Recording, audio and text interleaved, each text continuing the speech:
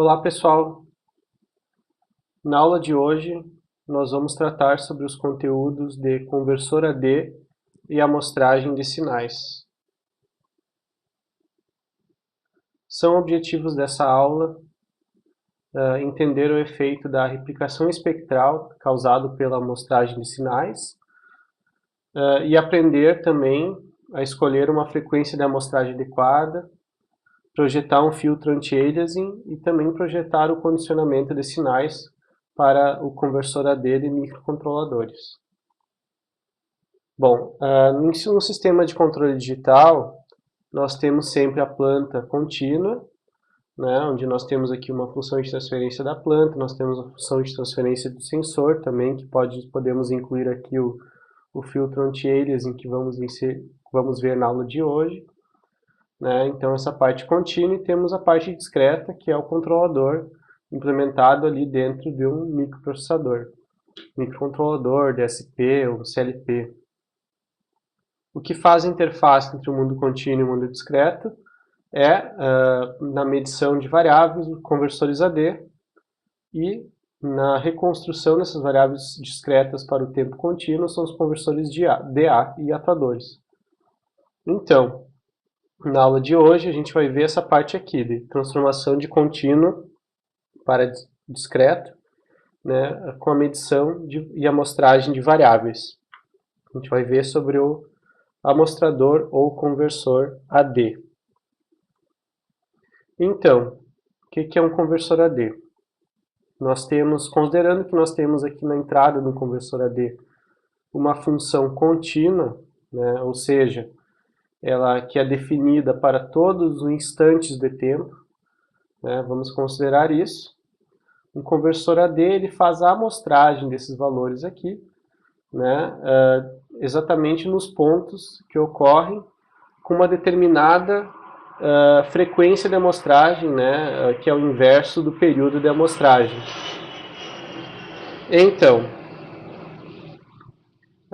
na saída do conversor AD, ou seja, já dentro do mundo discreto, dentro do microcontrolador, a gente considera que nós temos um sinal contínuo amostrado. Um sinal em tempo discreto, mas vamos considerar ele como sendo esse sinal f asterisco de t, que é um sinal contínuo, que vale para todos os instantes de tempo, só que tem os valores igual a f de t nos instantes de amostragem, né? E é igual a zero fora dos instantes de amostragem. Isso aqui é uma função contínua amostrada, né, que tem valores não nulos somente nos instantes de amostragem. Por que isso?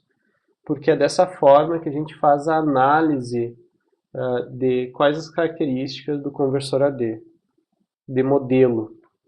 Então, o que é um amostrador ideal, né, um conversor AD ideal? É um sistema aqui, é um multiplicador, que multiplica um trem de pulsos, né? O que é um trem de pulsos? É essa função aqui, que tem um valor igual a 1, essa função delta de t tem igual a 1 nos instantes da amostragem e igual a 0 fora dos instantes da amostragem. Essa delta de t é um trem de pulso. Então, e a gente multiplica esse sinal delta de t no tempo aqui, multiplica por um sinal contínuo f de t. Então, essa multiplicação desses dois sinais resulta na função contínua amostrada f asterisco de t, que ela tem valores não nulos, valores iguais aos de f de t, nos instantes de amostragem, e igual a zero fora dos instantes de amostragem. Todas as amostras são igualmente espaçadas de ts no tempo. O conversor AD ele pode ser representado dessa forma aqui, né? O conversor AD, ou também, que é mais usual em sistemas, na representação de diagramas de bloco de sistemas de controle em tempo discreto, é representar o conversor AD como um amostrador, aqui como uma chave com período TS, ou às vezes também é representada a frequência aqui, frequência de amostragem FS, que é o inverso do período. Né? Então a gente tem esses desenhos aqui utilizados, e então o conversor AD, o amostrador ideal, ele faz essa multiplicação entre trem de pulso e um sinal contínuo. Bom, a gente pode analisar isso daqui comparando no tempo e na frequência. No domínio do tempo, nós temos uma multiplicação no sinal f de t com o trem de pulsos delta de t, resultando nesse sinal f asterisco de t aqui. Então, f asterisco de t é a multiplicação desses dois sinais aqui, o sinal de entrada e o trem de pulso. No domínio da frequência, né, o que são esses sinais aí? Né, no domínio da frequência, ao invés de uma multiplicação, nós temos uma convolução entre o sinal f de t, que pode estar dentro de uma determinada banda passante, né, esse sinal f de t, e a transformada de Laplace de delta de t, esse trem de pulsos. A transformada de Laplace dessa função delta de t é também um trem de pulsos na frequência equivalente. São vários sinais, é o mesmo formato de um trem de pulsos, só que espaçados aqui na frequência de ômega-s. Ômega-s é a nossa frequência de amostragem em radianos por segundo. Né? Então, nós temos aqui com o valor 2π sobre ts, em 0 ômega-s, 2 ômega-s, 3 ômega-s, e também considerando aqui frequência negativa. Então, nós temos esse sinal aqui no domínio da frequência, o sinal do trem de pulsos. O que acontece quando fazemos a convolução entre esse sinal aqui, f de t ou f de s aqui na frequência, com o sinal do trem de pulsos no domínio da frequência? A convolução ela é uma integração, né, em que uma função ela é sobrescrita em cima da outra, né, para todos os instantes de tempo. Então é como se nós utilizássemos essa função aqui e fizéssemos uma passagem na frequência aqui com o sinal de trem de pulsos, multiplicando para todos os sentidos aqui. Essa é uma convolução.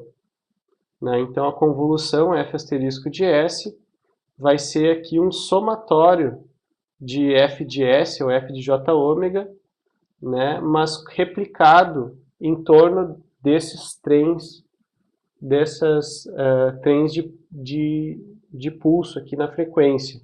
Então, esse sinal original agora, ele vai ser replicado devido à convolução, replicado para todas as múltiplas de ômega-s. Então, vai ser o somatório aqui de f de s, mas somando aqui para f de j ômega menos jk ômega-s. Ou seja, isso daqui é um somatório de diferentes espectros aqui em torno das múltiplas de ômega-s. Então, do sinal original, nós temos isso daqui, agora no tempo discreto, né?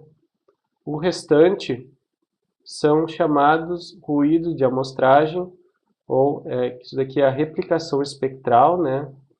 Ou também harmônicas de modulação, porque o processo aqui de amostragem é um processo de modulação também. Então, esses ruídos aqui em laranja, né, na frequência positiva e negativa, são os ruídos de amostragem ou também harmônicas de modulação. Então, esse daqui é a resposta aqui em frequência desse sinal f asterisco de t. Então, é assim que é a resposta de frequência desse sinal contínuo amostrado. Daí, dessa questão da amostragem, nós tiramos o teorema da amostragem, ou teorema de Nyquist, né, que ele fala o seguinte, né, que um sinal analógico de frequência ômega-b, né, ele pode ser perfeitamente recuperado se a frequência de amostragem ômega-s for maior do que 2 vezes ômega-b. Ou seja, essa é a condição aqui do teorema de Nyquist, que ômega-s tem que ser maior do que 2 vezes ômega-b, né, a frequência do sinal, ou ômega-b menor do que ômega-s sobre 2. Em que ômega-s, claro, a nossa frequência de amostragem em radianos por segundo é 2π sobre ts, sobre o período. E essa frequência ωs sobre 2, que é decisiva como frequência máxima do nosso sinal, ela é chamada de frequência de Nyquist. É a metade da frequência de amostragem, a frequência de Nyquist. Nós podemos ver muito bem isso daqui a partir dessa replicação espectral, né, na sobreposição dos sinais, do sinal original com os ruídos de replicação espectral. A gente vai ver melhor agora. Vamos ver um primeiro caso que atende o critério de Nyquist. Considerando esse sinal f de Jω com frequência em vermelho, aqui, né, com sinal de pico nessa frequência aqui, abaixo de ωs sobre 2, que essa daqui é a nossa frequência de Nyquist. Ao ocorrer a amostragem, o sinal original, esse sinal original mantém-se na mesma frequência e ocorrem aqui, surgem os ruídos de amostragem, que está em azul, né? Então, nós temos os ruídos de amostragem aqui em torno de ωs, em torno de 2 ωs, assim por diante. Né? Esse primeiro aqui, ó, essa primeira frequência em ordem de frequência. Nós temos a própria frequência FB, que é a frequência do sinal original. Depois nós temos a próxima aqui, ó, segundo já é um ruído de amostragem, é FS menos FB. Né? Ela foi replicada para menos aqui. Depois nós temos FS mais FB, que é essa daqui. Depois nós temos aqui FS menos FB e assim por diante. Então a gente consegue verificar que a frequência original aqui do sinal, a frequência FB, ela é menor do que todos os ruídos. Então dessa maneira a gente consegue separar FB através de um filtro passa-baixas, né? Um filtro passa-baixas que atenua todas as outras frequências. Isso é atender o critério de Nyquist.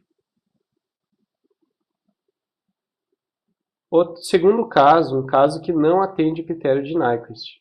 Nesse caso, a nosso sinal original aqui, a nossa frequência FB, está acima da frequência de Nyquist, que aqui seria Fs sobre 2, ou em radianos por segundo, ωs sobre 2. Está acima da frequência máxima de amostragem, aqui é a frequência de Nyquist. Então, nós não estamos violando o critério de Nyquist, não estamos atendendo o critério de Nyquist. Ao ocorrer a replicação espectral, né, então o que vai acontecer? O nosso ruído de amostragem, na primeira frequência em torno de ωs, aqui, vai ficar abaixo da nossa frequência original. Então, o primeiro sinal que aparece na replicação espectral é esse daqui, ó, em azul, que é Fs menos Fb. Depois nós temos aqui, no caso, a frequência Fb original. Depois nós temos as outras frequências de replicação espectral. E assim por diante.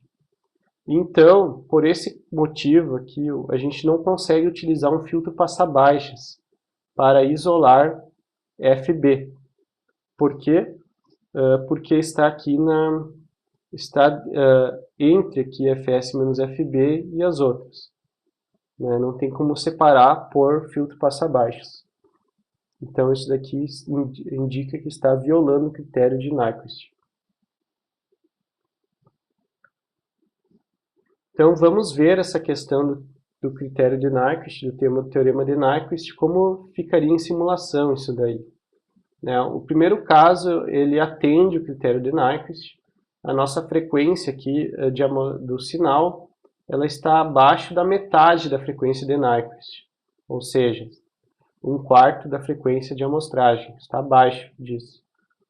Nesse primeiro caso, nós temos um sinal contínuo amostrado em 16 Hz, está tudo bem, né? O sinal amostrado representa fielmente o sinal contínuo. Agora, nós temos um sinal de 1 Hz amostrado na frequência 16 Hz também representado fielmente. Assim por diante, até um sinal de 3 Hz aqui em vermelho amostrado em 16 kHz. Também parece adequado. Esse sinal, esses pontos, de fato, são semelhantes ali ao sinal original.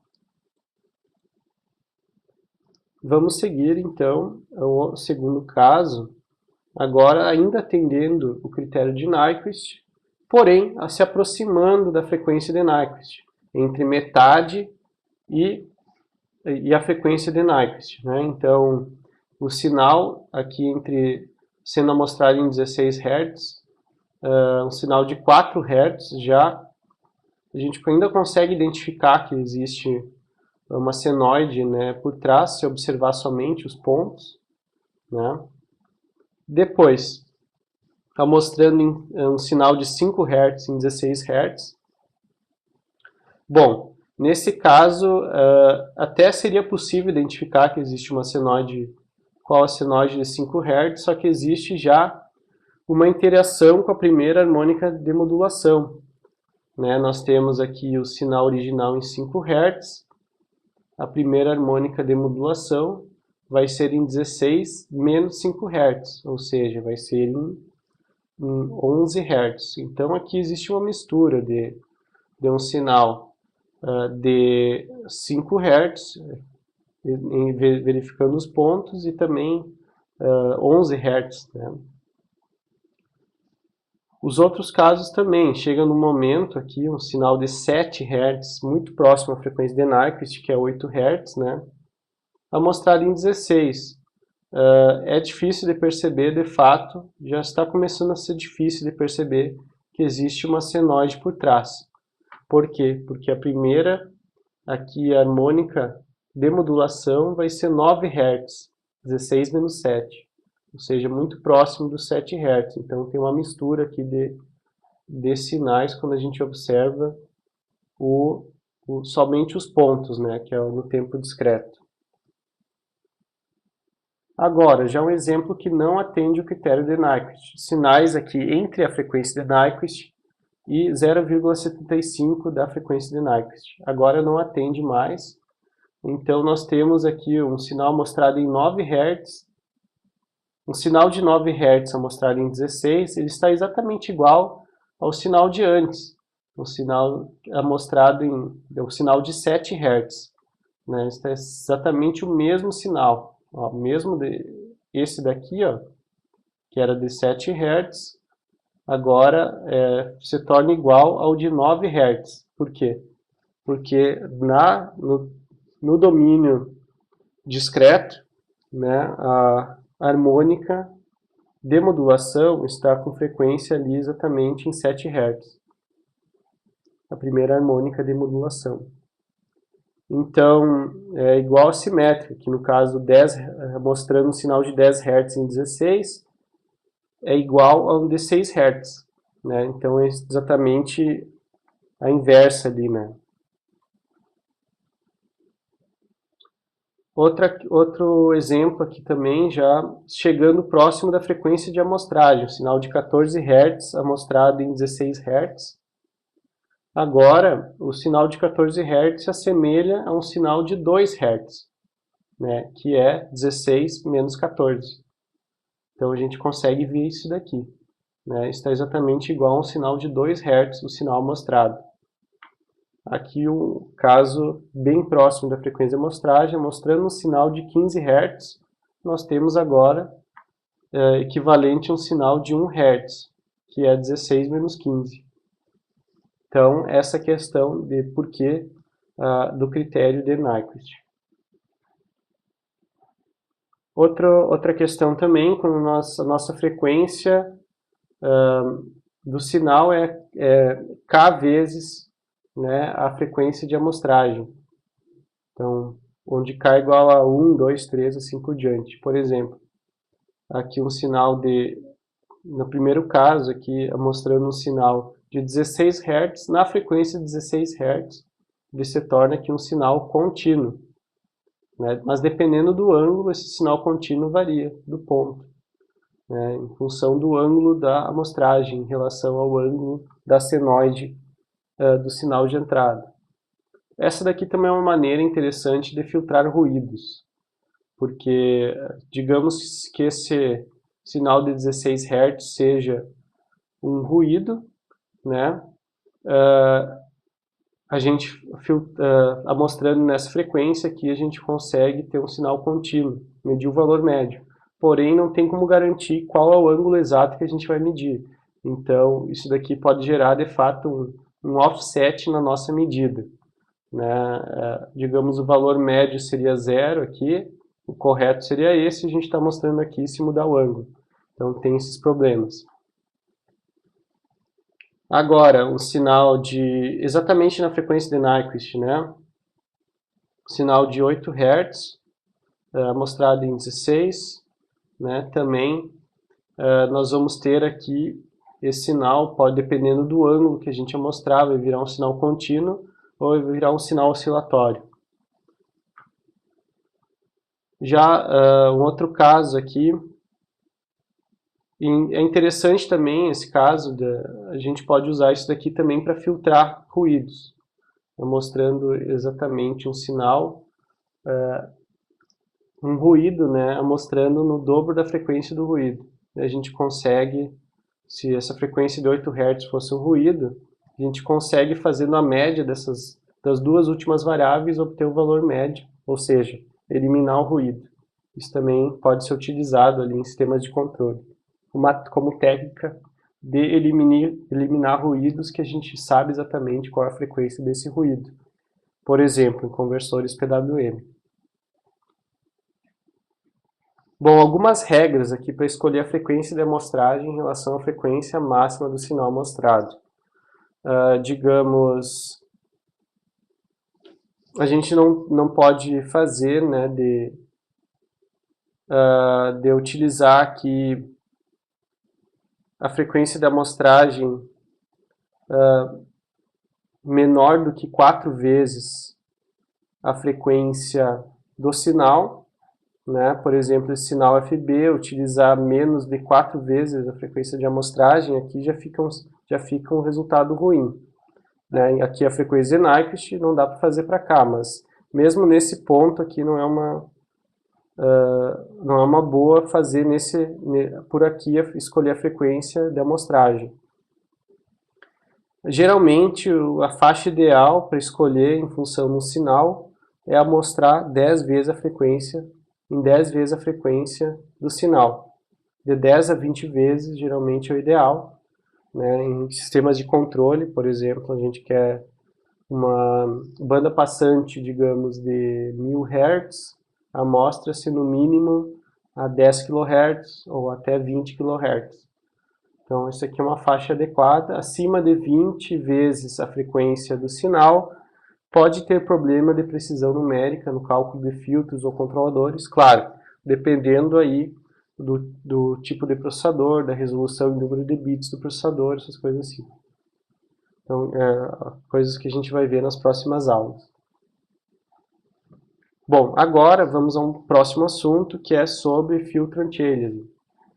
O filtro anti-aliasing, ele é um filtro passa-baixas analógico, né, implementado ali com resistores, capacitores, analógico, para atenuar ruídos acima da frequência de Nyquist. A gente evita dessa forma, com o filtro anti-aliasing, que o ruído se misture com o sinal. Outra questão é que a função de transferência do filtro anti-aliasing, ela precisa ser incluída no modelo do sistema, porque, é claro, ela é um filtro passa-baixo e vai dar aqui deslocamento de fase, atraso de fase, que pode mudar ali a margem de fase dos sistemas de controle, pode reduzir a margem de fase, então a gente tem que considerar isso no projeto. Bom, o filtro anti-aliasing, claro, geralmente é de primeira ordem ou no máximo segunda ordem. A primeira ordem que a gente consegue ali atenuação de 20 dB por década, ou de segunda ordem que consegue até 40 dB por década. Bom, vamos ver qual o efeito aqui do filtro anti-aliasing. Digamos que nós temos esse sinal de interesse aqui em vermelho, e nós temos aqui um ruído que está ocorrendo no sistema, né? Um ruído em frequências acima da frequência de Nyquist. MHz sobre 2. Acima disso ocorre o ruído. Digamos aqui que a gente vai mostrar esse sinal, então ocorre o que vai acontecer? O ruído violando o Nyquist, claro, o ruído está violando o Nyquist, ele vai aparecer aqui em frequências inferiores, até em frequência inferior à frequência do sinal de interesse. Isso daqui vai afetar o sistema de controle, porque esse ruído ali pode gerar uma resposta indevida no controlador, de tentar compensar esse ruído, de forma que não vai funcionar direito, esse ruído vai aparecer na resposta do sistema, vai prejudicar bastante. E é um ruído que vai aparecer em frequências baixas. Se tivesse ruído exatamente na frequência de amostragem, vai aparecer como um offset aqui em contínuo, ou seja, esse offset vai gerar um erro no sistema de controle, um erro de controle. Então a gente não quer isso. Para evitar esse problema, a gente utiliza aqui o filtro anti-aliasing, em que a gente vai atenuar esse ruído, vai fazer um filtro passa-baixas aqui, que vai atenuar o ruído, ele vai ficar pequenininho, na hora de medir, de amostrar. Ficando pequeno, ele vai também replicar pequeno durante a amostragem. Então, nesse caso aqui, estando bem atenuado esse ruído, não vai ser um grande problema ali para o sistema de controle. Então, por isso a importância do filtro anti-aliasing, evitar que ruídos ali sejam replicados para frequências mais baixas do que as frequências de interesse, claro, do nosso sistema de controle. Como fazer um filtro anti-aliasing? Exemplo de primeira ordem, aqui seria somente um resistor e capacitor, pode ser na entrada do conversor AD. Temos aqui na internet diferentes calculadoras de calcular resistência e capacitância em função de frequência ou vice-versa. Regra de projeto é escolher uma frequência de corte entre 10% e 25% da frequência de amostragem, ou seja, entre 20% e 50% da frequência de Nyquist. Usar como regra de projeto ali para a frequência de corte do filtro anti-aliasing, para ele não afetar muito, claro, o nosso sistema de controle na margem de fase. A gente utiliza ali como função de transferência, claro, de primeira ordem, vai ser 1 sobre SRC mais 1. Isso aqui com ganho unitário, em frequência baixa vai ter ganho 1, depois vai atenuar acima da frequência de corte. Filtro anti-aliasing de segunda ordem pode ser feito aqui, digamos, com resistores aqui, capacitores, uma rede de 2 resistores, 2 capacitores. Esse seria o mais barato que a gente consegue fazer. Só tem que tomar um cuidado com a impedância mínima ou impedância máxima de entrada do conversor AD, que às vezes alguns conversores AD de controladores, eles não admitem uma resistência muito grande na entrada, senão dá erro de medida, então tem que tomar esse cuidado. E utilizar aqui como entre frequência de corte ali entre 10% e 50%, a gente consegue aumentar talvez a frequência do filtro, entre 10% da frequência de amostragem e a frequência de Nyquist aqui, que é meio da frequência de amostragem. Escolher como frequência de corte. Esse filtro, exatamente, a gente faz o projeto dele considerando a resistência R1 maior do que 10 vezes R2 e C1, claro, consequentemente menor do que 10% do C2. Então, é aproximadamente essa aqui a função de transferência desse filtro anti-aliasing, onde a frequência de corte ali a gente pode considerar exatamente igual, desse primeiro RC e do segundo RC. Seguindo, agora sobre conversor AD real, o que é um conversor AD real? A gente viu até agora conversores AD ideais, que é o efeito de um amostrador ideal. Mas, claro, o conversor AD real, do microcontrolador, do DSP, ele passa por diversas etapas, o sinal, até chegar no valor lá que está dentro do microcontrolador.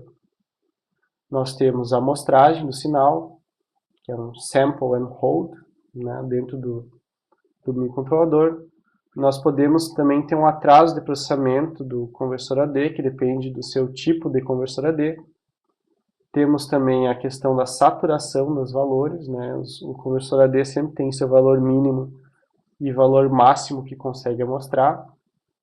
Temos também a quantização, que depende do número de bits, e também o ganho, né, que depende dessas outras variáveis aqui, da quantização e da saturação. Então, a questão do atraso, o atraso ele limita a frequência de amostragem máxima, né? Tem microcontroladores que demoram vários microsegundos para fazer uma amostragem. Isso limita a frequência máxima que nós podemos operar o controle. A saturação ela limita a entrada, a gente precisa condicionar a entrada para ficar dentro dos limites de saturação. A quantização, claro, ela determina a resolução da medida, né, qual é o nível, o menor valor de variação da medida que conseguimos obter, né, e também o ganho, que é importante, o ganho é a relação entre a entrada e a saída do conversor AD e a entrada da variável que a gente quer medir. Vamos ver um exemplo aqui, nesse sinal analógico, que ele ultrapassa inclusive os limites do conversor AD, como é que vai ficar no discreto. Né? São esses pontos aqui, vai ter valores quantizados, né? Valores contínuos aqui, 0, 1, valores discretos, 0, 1, 2, 3, 4, 5, assim por diante. Valor mínimo de saturação aqui, então cada ponto ele vai ter um valor ali quantizado, né?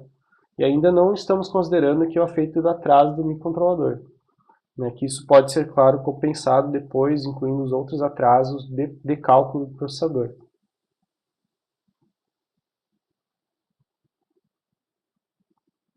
Quais são as etapas aí para chegar no conversor AD? Né? O conversor AD real ele tem todas aquelas questões, mas para chegar no conversor AD, a gente precisa, claro, condicionar o sinal, um sinal do sensor, com ganho, né, com filtro anti-aliasing, com offset, se é necessário, e também com proteção até chegar no AD.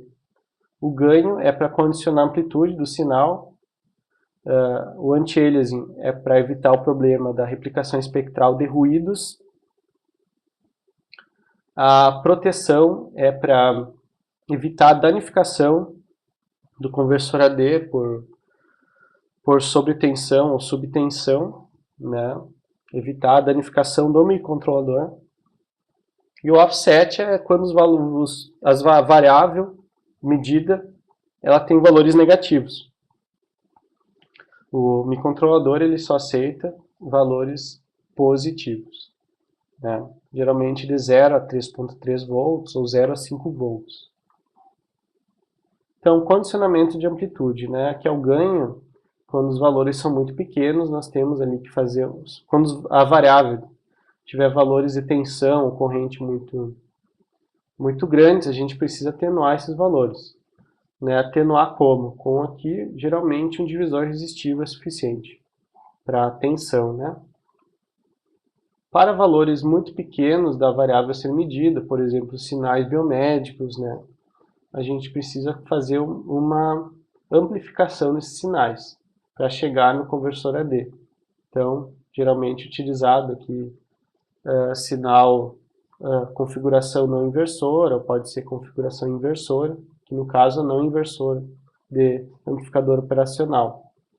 Então, esse condicionamento das variáveis de ganho tem que ser considerado ali para que todos os valores das variáveis, toda a faixa de medição, esteja dentro da faixa de valores de entrada do conversor AD. Seguindo também a questão do offset, que é condicionar para sinais negativos se transformem em positivos, né, com valor médio diferente de 0, claro, com valor médio positivo. Então a gente soma essa variável aqui a uma constante para que fique positivo. A gente pode utilizar um somador com resistores para isso, né, somando com resistores a um valor positivo. Depois, esse valor, quando medido no conversor AD, ele tem que ser compensado, tem que ser subtraído via software para chegar voltado ao valor original, já dentro do microcontrolador. Proteção, como que fazemos?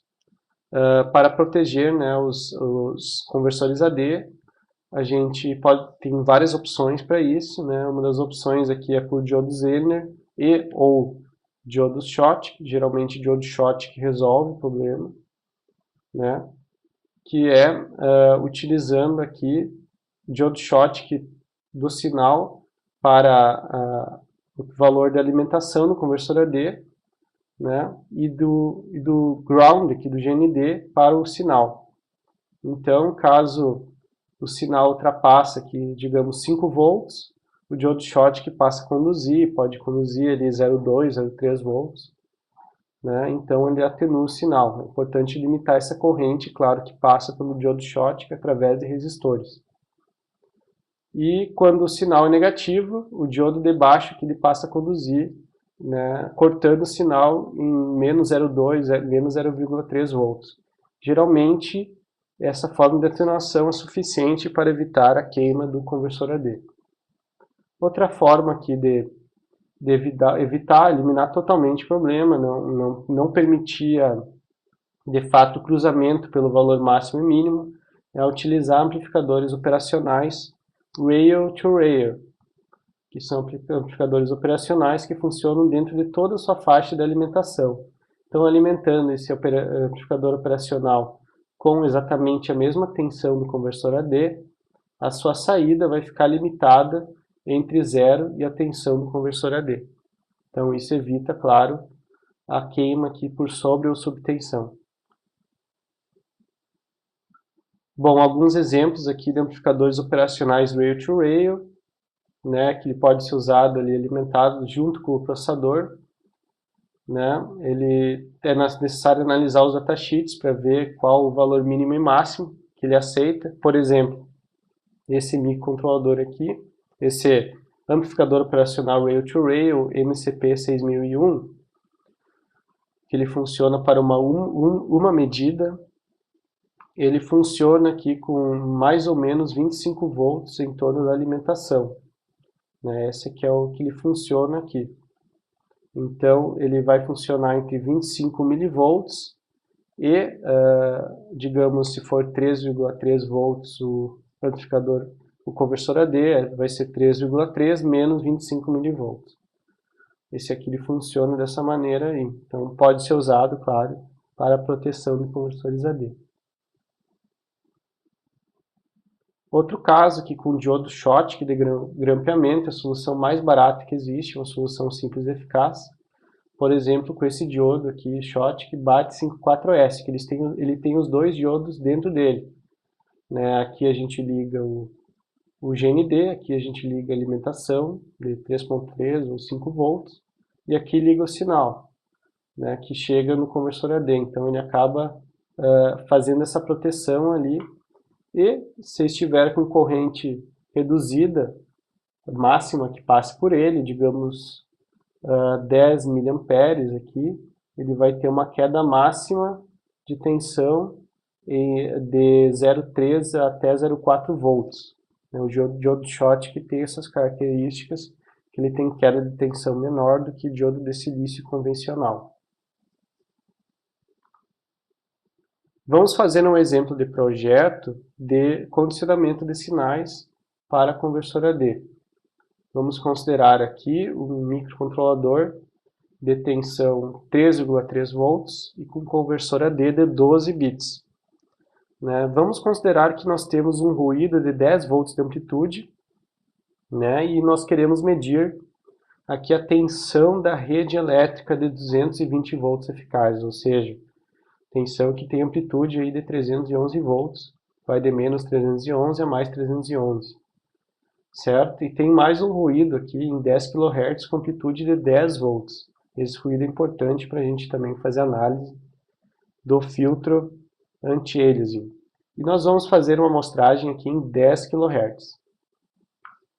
Então aqui está o modelo da tensão da rede no PSIM mais ruído.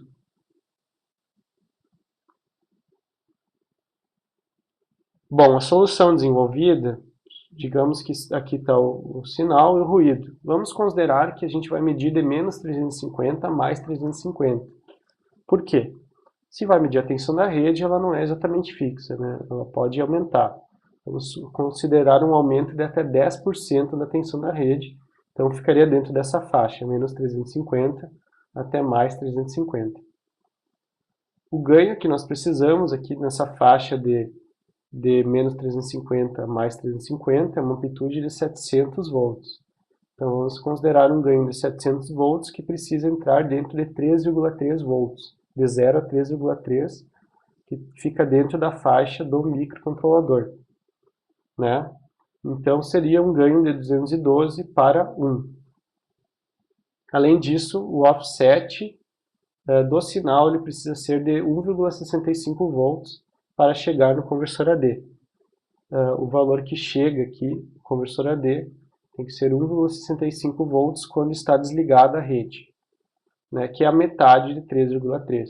Então a gente aproveita ao máximo a faixa do sinal. Além disso, né, nós vamos considerar aqui um filtro anti-aliasing aqui em 2 kHz, de primeira ordem mesmo, né, que é 1/5 da frequência de amostragem. Frequência de amostragem de 10 kHz, né, vamos utilizar um filtro anti-aliasing de 2 kHz. Então, aqui estão as etapas, né, de condicionamento até chegar no conversor AD. Esse daqui que é um quantization block no PSIM, que ele pode simular no conversor AD, que eu coloquei de 12 bits com esses parâmetros.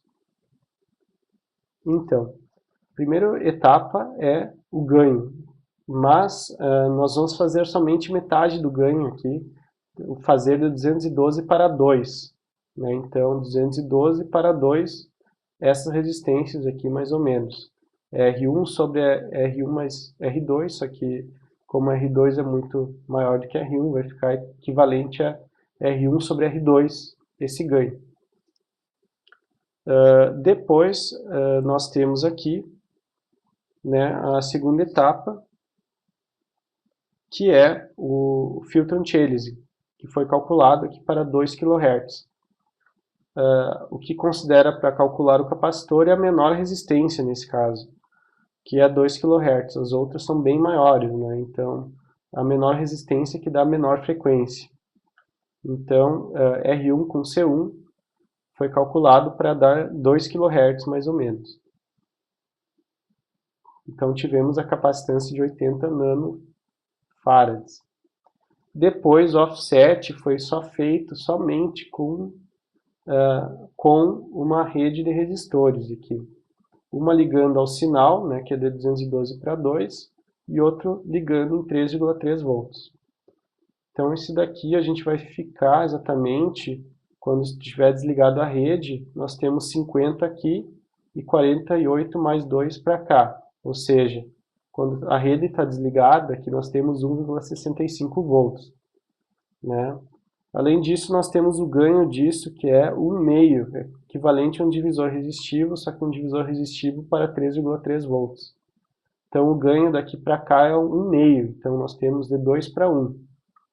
Então, essa segunda parte fez um ganho de 2 para 1, que vai ter o ganho total de 212 para 1, e o offset de 1,65 volts. Então, aqui a gente fecha a questão do condicionamento de amplitude e de offset, e mais o filtro anti-aliasing, com uma solução bem barata. Depois nós colocamos um buffer aqui, amplificador operacional, que não necessariamente pode ser necessário, e uma proteção aqui com diodo Schottky, por exemplo. Mas pode-se usar também esse próprio amplificador operacional, se for rail-to-rail, como proteção. Então a gente consegue ter toda a medição da rede dessa maneira. Por fim, temos aqui o conversor AD. Vamos ver alguns resultados. Né? Então, para a tensão de entrada ruidosa da rede, com um ruído de 10 volts, é esse sinal em verde, né, limitado em 350 e menos 350, né, que seria o valor máximo que a gente considerou. Vamos conferir, né? nós temos a dinâmica do filtro anti-aliasing em 2 kHz, que vai ter essa função de transferência, considerando o ganho unitário. Depois temos também aqui a chegada daquela tensão medida ao conversor AD. Então podemos ver exatamente que a tensão de entrada no conversor AD ela já ficou atenuada com ruído e ficou entre 0 e 3,3 volts, está bem dentro dos limites necessários, ou seja, funcionou muito bem a questão do ganho de offset. Por fim, qual que é o ganho total que nós temos, né? Dentro do conversor AD, como ele é de 12 bits, vai ter uma variável lá dentro do conversor AD de 0 a 4095, que é 4096 menos 1, né? Que é um conversor AD de 12 bits. Então, essa variável aqui vai estar em relação com a tensão da rede, de menos 350 a mais 350. Então, como podemos obter o valor da tensão da rede? É só fazer essa equação aqui. O ganho, que é 700 volts sobre 4095, né? A gente já juntou todos os ganhos de conversão aqui. Vezes o valor aqui medido no conversor AD, né? Menos 4095 sobre 2, ou seja, 0,171 vezes o valor da D, menos 2045,5. Isso daqui, claro, é a função inversa, obtendo esse valor aqui, a gente para calcular a tensão da rede dentro do microcontrolador. Então, a gente pode ver aqui que funcionou. Agora, até colocamos uma tensão da rede maior, né, em 400 volts, e o valor medido vai saturar aqui em 350. É o valor medido lá dentro do conversor AD. Então, aqui já dentro do software, né, a gente vai colocar essa equação depois de medir no conversor AD. A gente pode ver aqui também que tem um atraso gerado pelo filtro anti-aliasing, mesmo sendo em 2 kHz, gerou um atraso entre a tensão da rede e o valor medido. Concluindo a nossa aula, né, nós podemos ver, né, que o conversor AD ideal ele não insere dinâmicas no sinal mostrado, mas ele gera o fenômeno de replicação espectral. Esse fenômeno de replicação espectral, nós temos que tomar o cuidado, né, quando temos ruídos em frequências superiores à frequência de Nyquist. Para evitar que esses ruídos eles sejam amostrados e sejam replicados para frequências baixas, interferindo no controle, nós devemos utilizar filtro anti-aliasing em passa baixa para atenuar esses ruídos antes de amostrá-los. Então, é um filtro anti-aliasing que tem que ser analógico, né, com resistores e capacitores. A função de transferência desse filtro anti-aliasing ela precisa ser considerada e incluída na planta de controle para fazer o nosso projeto. Além disso, a questão, quando nós temos um conversor AD real em um microcontrolador e um DSP, temos características que devem ser consideradas. Por exemplo, atraso, qual que é a faixa dinâmica de medição dele, né, a tensão, qual é a resolução em bits, e também, claro, dentro da faixa dinâmica, a saturação da variável. Além disso, a gente viu e aprendeu como fazer condicionamento de sinais até o conversor AD, considerando ali o filtro anti-aliasing, ganho offset e também as proteções, os tipos de proteção. Então, essa é a nossa aula de hoje.